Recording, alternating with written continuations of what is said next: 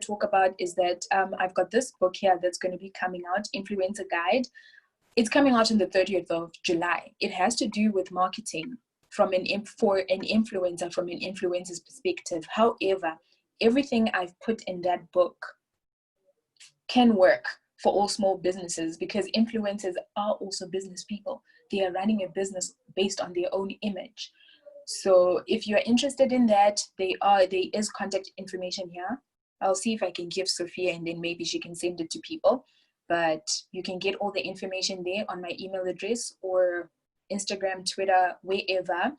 But that's all I have to say on marketing. And I hope it is helpful to you guys. Thank you so much, Vanessa. That was very insightful. I think just the main pointers that I got from that is that when I also started my platforms, I had to do it by myself. Like figure out learning which platforms work. And I still remember we had that chat, we had that call, that figuring out which platforms work for your business. Some platforms are not necessarily needed. So for instance, if you know you're doing a fashion platform, it's much more visual, and people are most likely to engage if it's on Instagram because it's got pictures and videos and so forth. So that and I liked the demographic of seeing how many people between women and men and ages. I didn't know that at all. So that's like, wow, I didn't know that. Because they always tell you the broad. They always give you the broad number to say, hey, we have 1 billion users, but I never knew like the split of ages and with male and female. So that's definitely something that I really took out from that. And especially your scheduling apps, I use a lot of Buffer as well. And I know that you mentioned about there's some platforms, let's say, that target like a younger audience, maybe let's say for instance 20 and you're 30 years, but also you have to remember there's also the power of word of mouth. I can have a cousin who's 20 and she'll say, Sophia, have you looked at this? I'm like, oh, I don't really use Instagram, but I really think that's cool and stuff like that. So that was definitely like learning that came from that. Someone asked, what's the name of your book? So it's called Influencer Guide, and it will be out on the 30th of July. It's an ebook, so I will be making everything available from Monday for people to pre-order and all of that. All right. And just a question, would you, I know you mentioned and Karel mentioned that people should really, if you can afford, try get someone who can assist with your marketing and social media and so forth. In a situation that you can't, what are I know you mentioned the platforms to use and stuff like that, but what is the first thing that someone should like really consider? I know you suggested the apps, but sometimes the apps and stuff can be so overwhelming. But what is the quickest way or the best way to quickly learn and understand the platform for your business?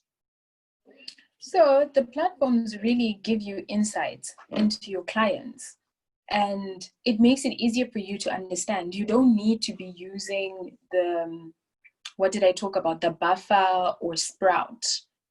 Just going into the specific platform that you're using, whether it's Twitter or Facebook, it gives you insights on who is interacting with you already. So you don't necessarily have to get someone to help you. If you just pay attention to that, you will be able to handle your own social media. Okay, thank you so much. Thank you. So ladies, I hope you have learned something about the digital space, because I know we did a poll and most people said maybe they're online but not really active, or their business is not really online. But I hope it will be helpful, and we will share the presentation just so people can always refer back and remember the points you have mentioned. So thank you so much, Vanessa, for your time, and all the best to your launch of your book as well. We're looking forward to that. Thanks, guys. Thanks for having me. Thank you so much. So our next speaker that we're going to have this morning is Pamela. Pamela and I met in a very random instance, but I'll leave her to share that because I always enjoy her side of the story. So she's going to share that, but I really wanted her to join us because just seeing her journey, like just seeing her, how she has grown for the past year, was, and I don't think I've known you for a year, but then if we just go back to a year, I know that there's so much changes that have come up in a huge and positive way. And I'm also learning from you, from your YouTube channel, your business that you're running. I'm learning so much. And I love that she has this very loving and light, bubbly personality and so forth. So she's just an amazing person. So I'm so happy to have Pamela. She's going to talk on basically branding, which is a very important thing. Yes, we do send out everything into our business into the world, but how we represent ourselves out there is very important. So she's going to touch on that. So welcome, Pamela. Thank you so much. Good morning is it morning still? It's morning. It is still morning. Good morning to everyone, and thank you for having me. I think, should I share my screen? I think I have to share my screen. Sure. Okay. You look lovely, by the way. Thank you. I try, sometimes. Okay, how do I minimize everyone? Okay, perfect. How do I minimize this poll? Ooh. Which poll? There's a poll. I think I stopped the poll, but there should be a minimize button available. Yeah, I just clicked X. It didn't do anything. Yeah, but we can see your whole presentation clearly. I did quite a short one because I was like, I'm the last person to speak and I don't want to waste everyone's time. But good morning to everyone. My name is Pamela Mtanga, and better known to my peers as Creme de la Pam or Mrs. Buns or any of those names. And I am a social media manager. I also do community management for brands. I also consult in terms of influencer marketing. I have a day job.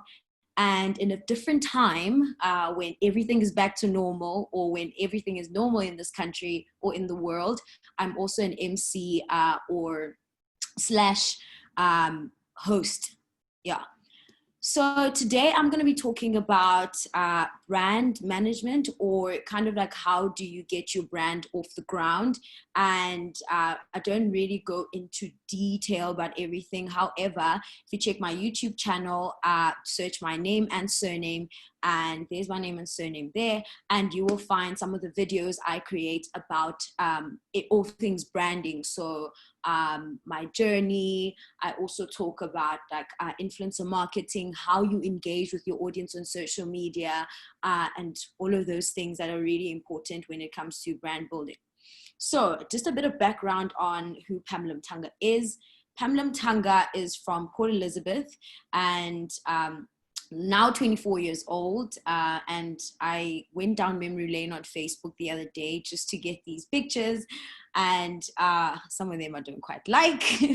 But the first picture is me in primary school, very small girl with big dreams, raised by my dad at the time.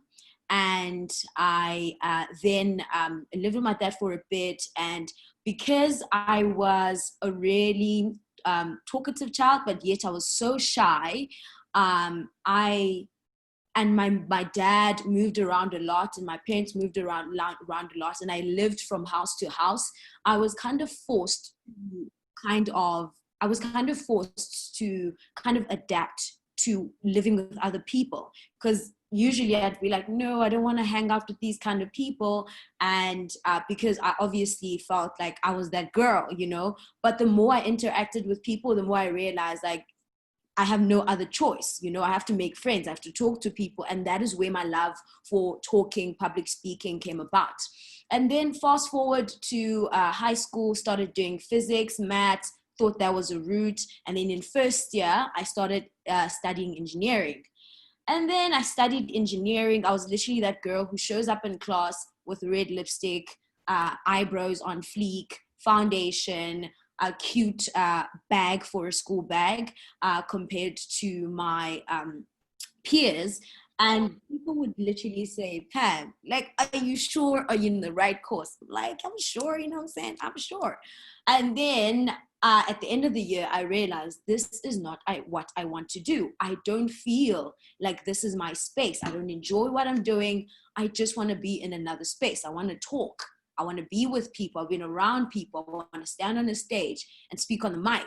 So that's when I changed my course in 2015. I started studying BA Media Communication and Culture at Nelson Mandela University. And then that's when I was like, you know what? Yeah, I'm on the right path right now. I started studying, and I went to the bigger campus with the famous with the more popular students around the city, you know. Everything was just like, yeah, I belong here, you know. And then there was just a lot of things in the bigger campus. There was radio, there was societies, everything was just so much bigger, so much fun. And I was like, actually, I want to do radio. Spoke to a friend, fast forward, did my first radio show on this day, right? And then at that time, I wasn't sure what I really wanted to do with my life. And I was just like, you know what? I want to do radio, and whatever comes out of it, let's do it. And we were forced to kind of start working on brand activations and MC them, because we worked at the radio station.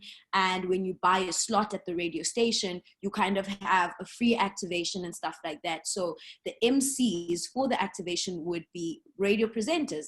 And there's just one fateful day, I was told, Pam, today's your day. Could you please go and MC this activation?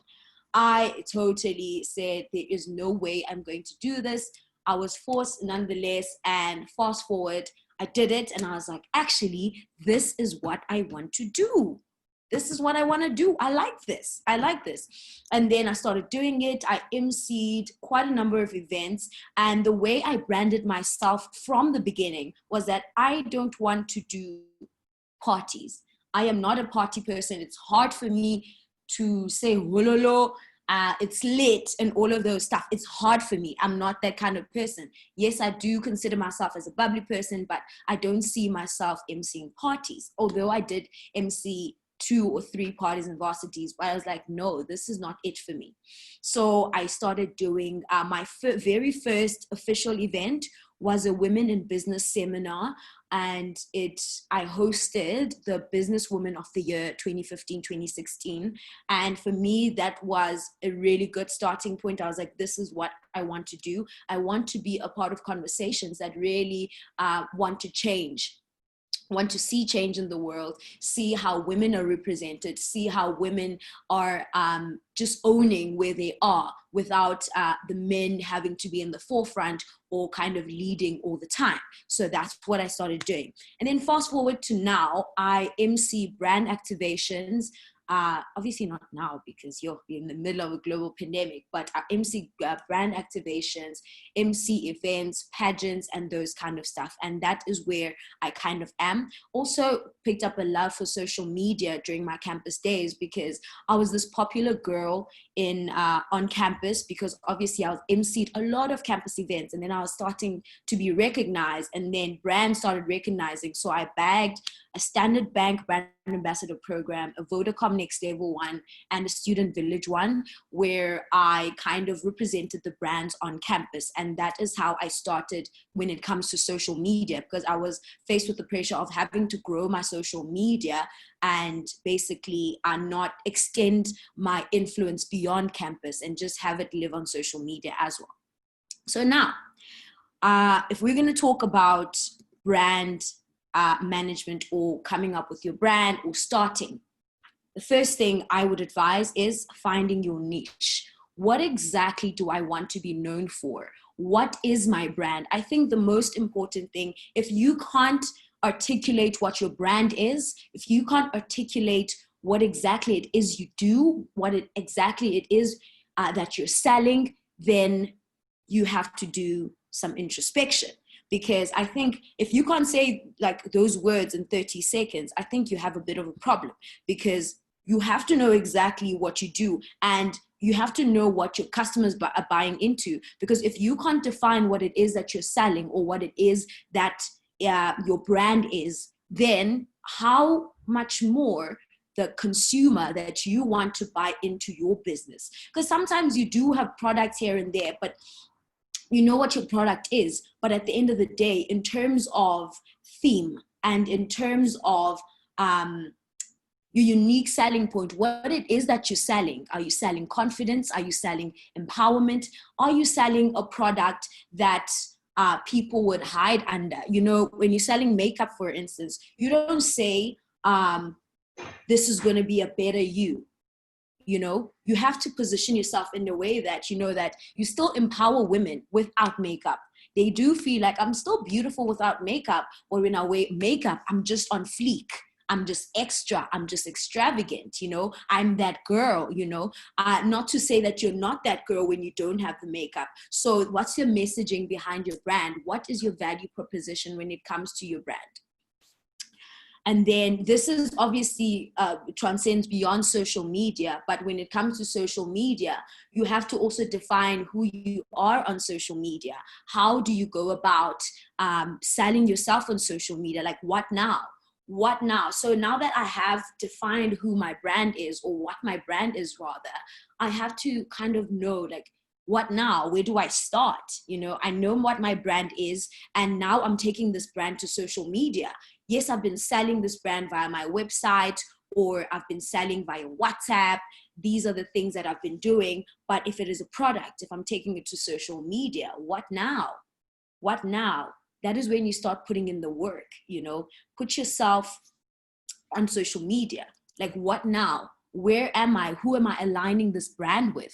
How do I want people to perceive it on social media? What's my particular tone of voice when I go on social media?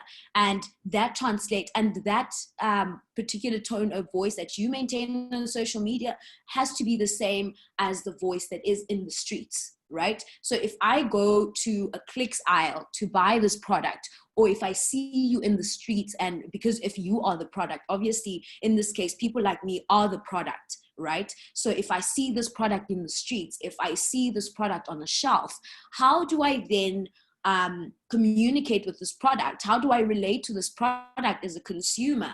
If I find them on social media, do I get the same vibe? You know, is it the same thing? Do I feel empowered? How do I feel seeing it on the shelves? And how is it represented on social media? What now? What work are we doing? Who are we aligning ourselves with? What are the campaigns that are going to help us bring our brand forward? What exactly are we saying to the public with regards to our brand? And then more on social media, how you engage with your people on social media. How do you speak with them? Who are they? Who are the people who are following your brand? Who are the people who are buying your brand? Who are the people who are relating your brand to your brand? And who, most importantly, who are the people who have a problem with your brand because they do not know much about it? Because chances are, if someone is confused about your brand, there's something that you're doing wrong and there's something you're not communicating. Even if a person has had a bad experience with your brand, there's something that you're not communicating. You know, so for instance, when it comes to Portia M, for instance, I think at some point they struggled to kind of articulate their brand very well on social media, because I think the more you make it look like your brand works for everyone and not articulate that, listen, the brand is amazing, it's locally produced, and the fact that she's a Black woman, or the it's locally produced, it makes it harder to penetrate the market, you know. So you have to be extra cautious and be like, you know what, the brand won't work for everyone. It is an amazing brand, and therefore we do have success stories. However, it will not work for everyone. And I love how they salvage the situation by, if you guys don't know a bit of a background about Portia M, is that they sell skincare products. And what had happened was that the skincare products gave some people acne, breakouts, and all of those things, because it just simply wasn't working for them. And they received a lot of backlash because a lot of people started experiencing this. But there was a handful of people who said the products work amazingly for me. But I think what they did brilliantly, and just positioned themselves on social media again to say that these are the type of people that the skin products will work on. So for instance, take this quiz to see if the Portia M products will work with you. And they did an amazing job with executing that social media kind of damage control campaign, because at the end of the day, your product or your brand won't work for everyone, but you don't want to leave a sour taste in people's mouths, because word of mouth is the oldest form of marketing. And now that it lives digitally, it's just more dangerous. It's dangerous in the fact that whatever I present as truth to my peer will remain truth unless proven otherwise by the brand, you know, because I trust my peers more than I trust the brand, because the brand will always say the right things in order to get the product across. And you must be careful of that. Don't say the right things in order for you to get the product across. So sorry about that. Don't just say the right things in order to get your product across. Say the truth. Tell people the truth. What do you want people to know about your brand? Live on social media. Also engage with your followers or your fans, or all these people that kind of buy your brand, or your consumers, or your potential consumers. And how you communicate with them is also really important. Knowing who they are. How old are they? Are they Black? Are they white? Are they Indian? What language do they speak? How do I best relate to them? Because a lot of brands right now really want to sound like Nando's. I think one of the things that I've noticed is that the global pandemic, that is coronavirus, has kind of exposed us to the fact that we really need social media. We need digital marketing. And then a lot of brands who were not active on social media, who didn't have much of a presence, then started feeling like, actually, let's jump in on this. How do we best communicate with these people? Oh my word, where do we start? Like, how do we speak to them? Okay, let's just send our messages across, not realizing how exactly to speak to these people, because at the end of the day, these people are following your brand because of a certain type of tone of voice that your brand exudes in the streets. But now when you go on social media, you start wanting to sounding like Nando's. Now it's a bit confusing. I think it was a government page, or I'm not quite sure. It was City Power. They started using these street or vernac terminologies in their posts, and someone was like, please stop trying to sound like Nando's and actually do the work you're supposed to do. And I think it really reflects badly on your brand that it's not doing so well in certain aspects, and here you are trying to crack jokes, you know. So I think it is really important for you to define who you are on social media and stick to it. It is completely normal to struggle with it, because a lot of corporate brands struggle with it. But I think it is really important for you to prioritize making sure you sound a certain way on social media, a certain way that is also translatable to your brand, how you speak to people, even via DMs, you know, even how you speak to people via DMs. The tone should always be the same. If you're going to say, hey, Mdase, when you are referring to your fans or your consumers, that must be consistent. But if you're going to say good evening, or you're going to say, how may we help you? You know, you have to maintain that tone of voice in store and online. And then next up, build your network. Another thing that is really important, if you noticed, I think this is something that I struggle with. I'm not saying it's easy at all, just because I put it on this presentation. Building your network is one of the most important things ever. I'm the kind of person who's really, really shy. However, when I'm drawn towards you, it is easy for me to start speaking to you, you know? So same goes with brand managers and like clients, potential clients, and all of those people who could potentially bring business for you are the people you should really build your network with. But I'm the kind of person who's like, oh my God, what am I going to say to this person?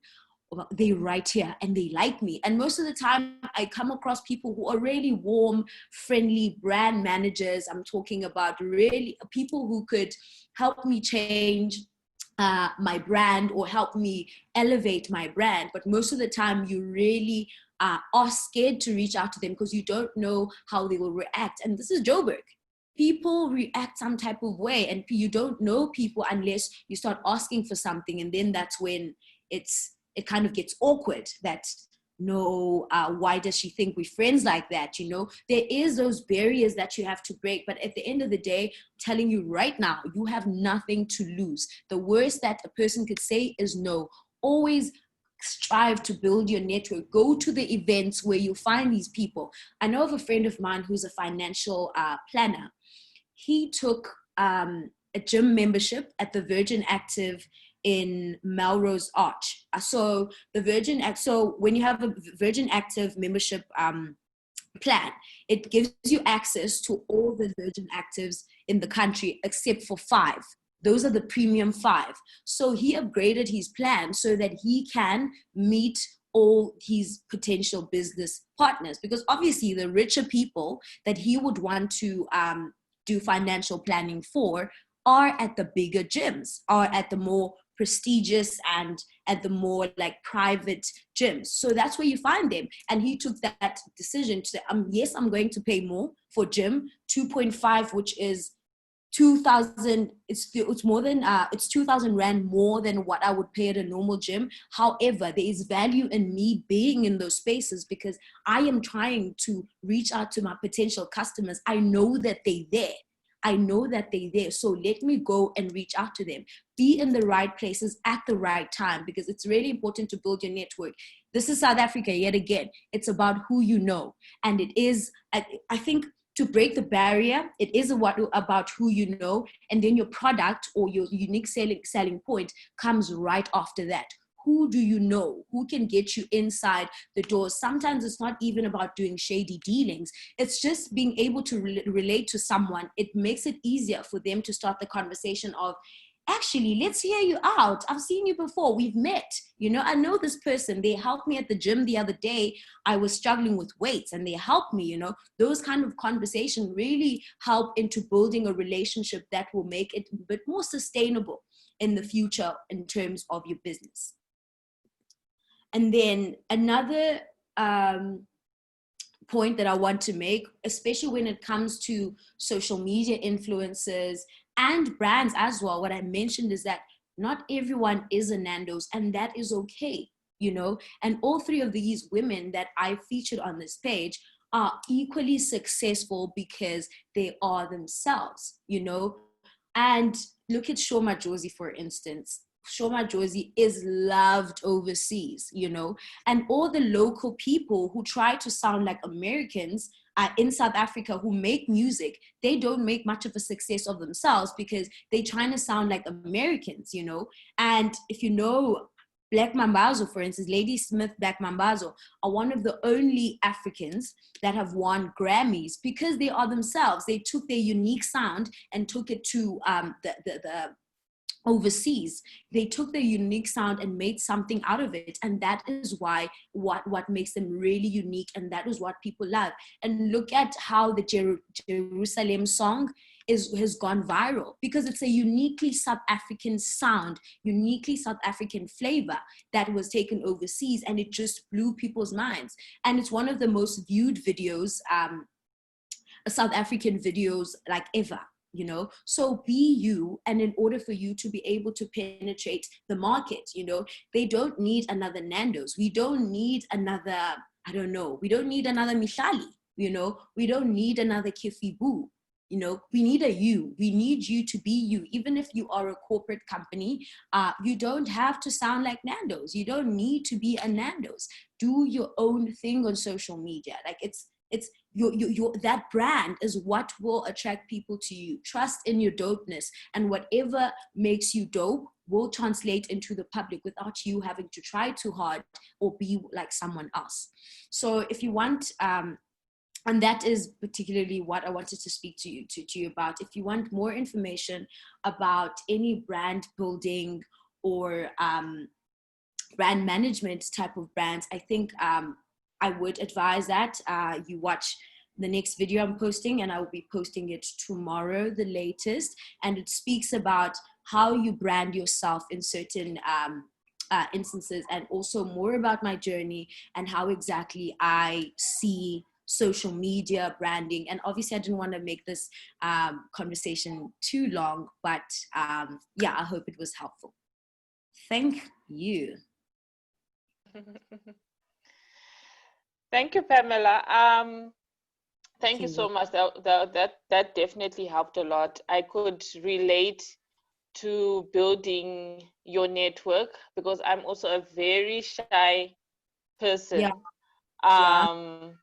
So reserved, but I always, whenever I knew that I'm trying to reach a certain goal and I need to meet certain people, I have to put myself out there. So if people that I'm trying to speak to go to art festivals and stuff like that, that's where I am, and create a conversation, say, oh, did you taste the food? It's pretty nice. And then oh, so amazing. That's how the conversation starts. And I think it takes time for you to get out of your shell, you know, because I'm more than anything, I'm shy, yes, but I'm afraid of rejection. Just being like, hey, you know, all of those things. It's encouraging, you know. So the more you kind of allow yourself to get out of your shell, the more, like, for instance, the Buns Out campaign, I think I should have shared that story. It could have went completely wrong, you know. But what I really loved about the Buns Out campaign was that it was user driven, you know. It was more user driven. Like, for those of you who don't know, please tell them. Please tell them. I was married. It's so funny. This morning, was it last night? This morning, someone searched Maps Maponyane wife and Pamela Mtanga popped up. It was so funny. So what really happened last year is that when Buns Out launched, I was like, I really want to go to Buns Out, you know. I wanted to be an experience. Everyone was like, yes, we're going to go to Buns Out and whatnot. I'm just like, everyone is just taking too long. I want to go to Buns Out. And then I centered the communication around the fact that I like boys with businesses, you know. I like boys with businesses and all of that stuff. I'm just like, and then what I kept doing is that I don't know actually how it really started in terms of me reaching out on social media. And then eventually people started making photoshops of me and maps, right? And I remember I had my phone off that day, right? And then in the evening when I turned it on, my phone is blowing up. Oh my gosh, did you see it? And the first person to respond was Maps. Oh my gosh, this is so funny. It looks so good. Oh my gosh. And then I saved some of those. I just keep laughing. So, okay, whatever. And then I posted the other day, I actually would love to see myself in a wedding gown. And someone was like, say no more. They took a picture of, I think it was Jesse, Suntele, and Tapsi, and put pictures of me and Maps on it and Photoshop Maps. And that's how it all really started about the wedding. So as I was sitting, I was like, a wedding, a Buns Out wedding.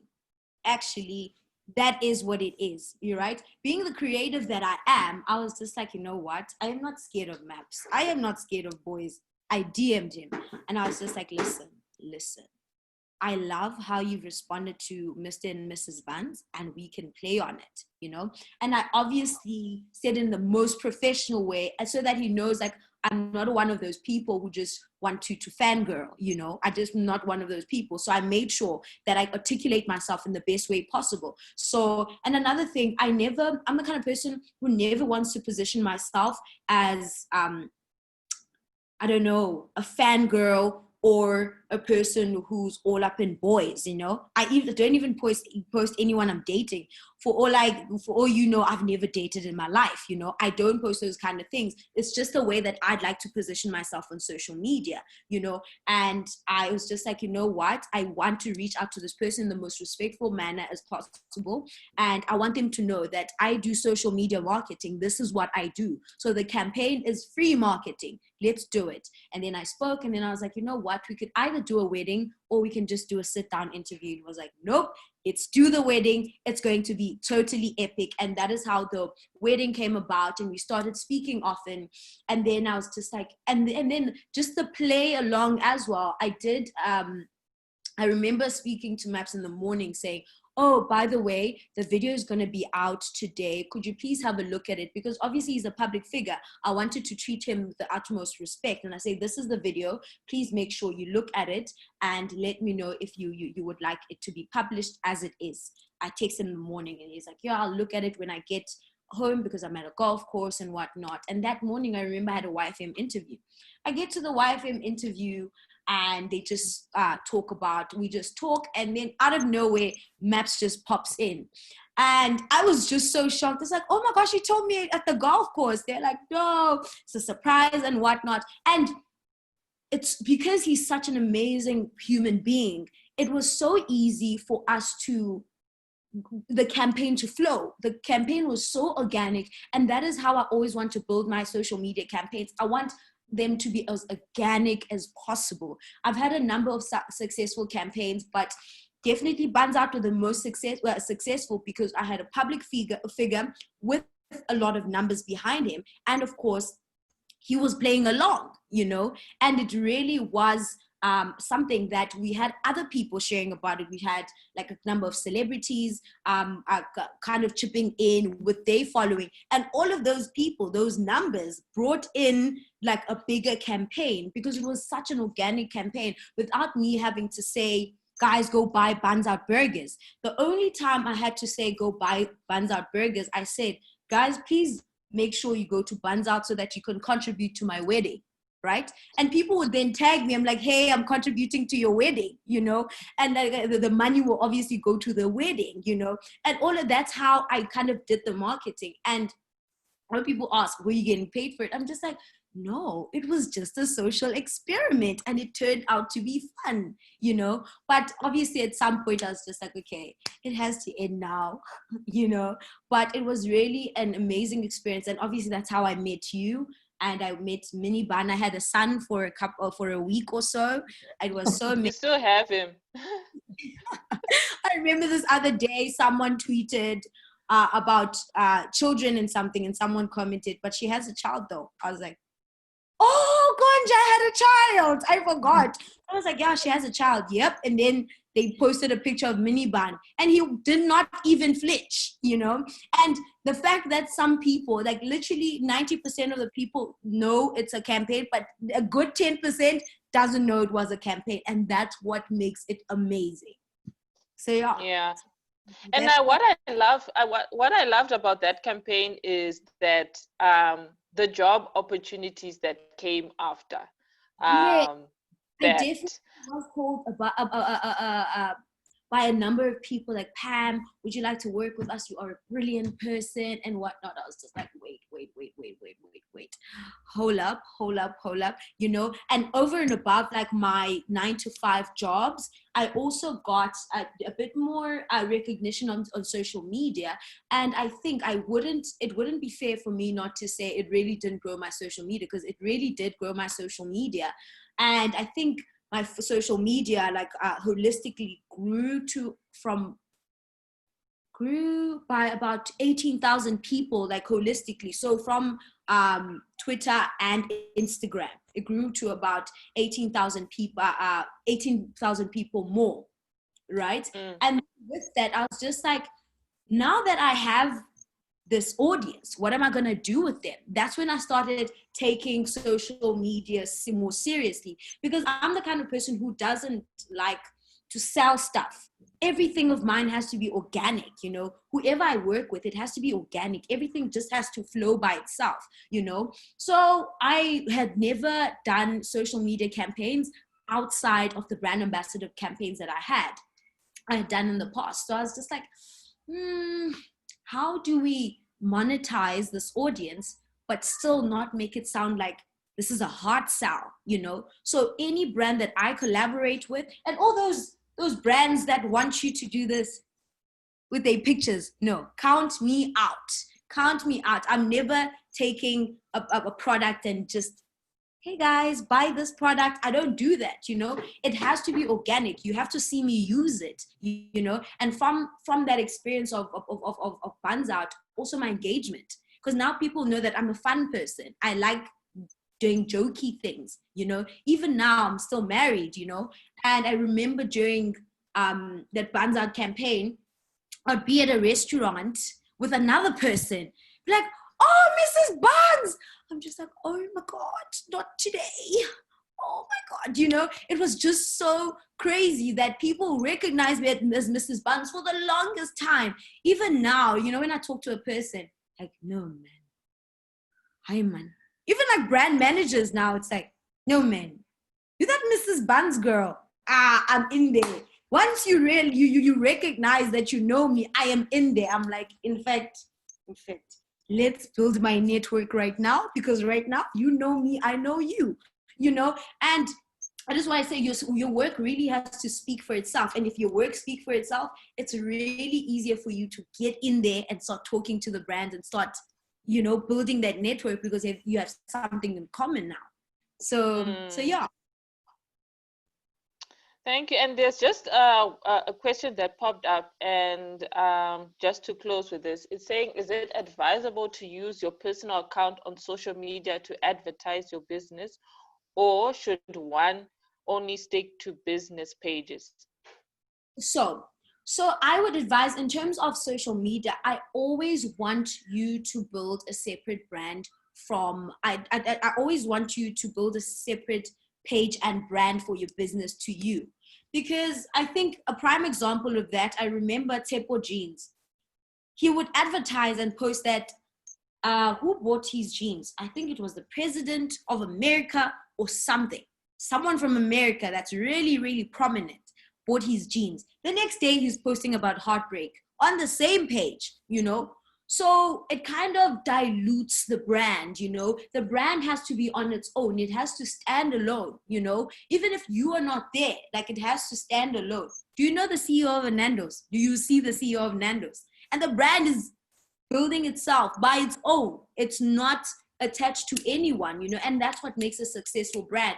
I think it is important for you to engage. Yes, you can be, some people rather remain anonymous in terms of, this is my brand, but some people also want to be seen that this is my brand, but it has a separate account, or I have something separate that I'm doing. So for instance, a person like me, I do a lot of things. So I do social media for brands, emceeing. I also do influencer marketing. So imagine me trying to sell so many things on that same platform. Let's say if now I decide to sell something, you know, like I sell flowers, for instance, or I sell, I don't know, makeup. Now it's just too diluted for you to have all of those products or those services in one platform. Always separate your brand from who you are as a person, because when it does catch some smoke, you catch some smoke as well, people are still able to kind of separate you from the brand. Like, the brand is doing amazing, it's just that the person is not doing amazing at that point. And obviously, if you are put in the forefront of your brand, you always have to be ready to defend your brand, because people know it's you, you know. So yeah, so for instance, like a Buns Out, if anything happens to a Buns Out, Maps has to step up and speak on it, obviously, you know. And other people are, you know, are always going to kind of associate the brand with the person, always, when you are out loud about it, that this is my brand, you know, but always just separate it. I always advise that you separate it. I totally agree that trying to like mix up the messaging and the content is definitely difficult.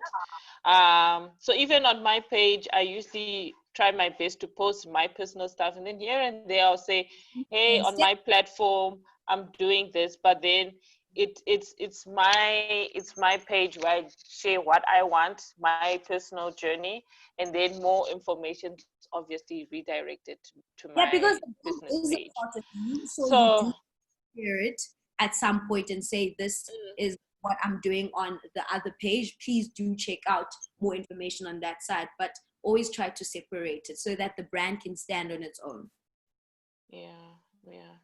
Thank you so much, Pamela. Definitely enjoyed it. It was great hearing from you and learning from you as always. And I'm wishing you all the best on your journey as well. So everyone who's been joining today, thank you so much for joining. This is the end of our session. So we have one more virtual session, will be next weekend, that will be hosted by Rebecca. I don't know, Rebecca, if you have anything to share or to touch on regarding next week. Absolutely. So thank you so much for all the amazing speakers that came through. So it really helps us to build our vision. And so as our theme is for this boot camp is reimagining the future you. So we'll be covering your vision board. So if you can, bring your vision board with you in the session, have it ready so that you can reflect on it as we kind of go through the different quadrants, revisiting it, look at it as a mid-year review, but also just to kind of re-strategize if there are any things that we need to tweak or change.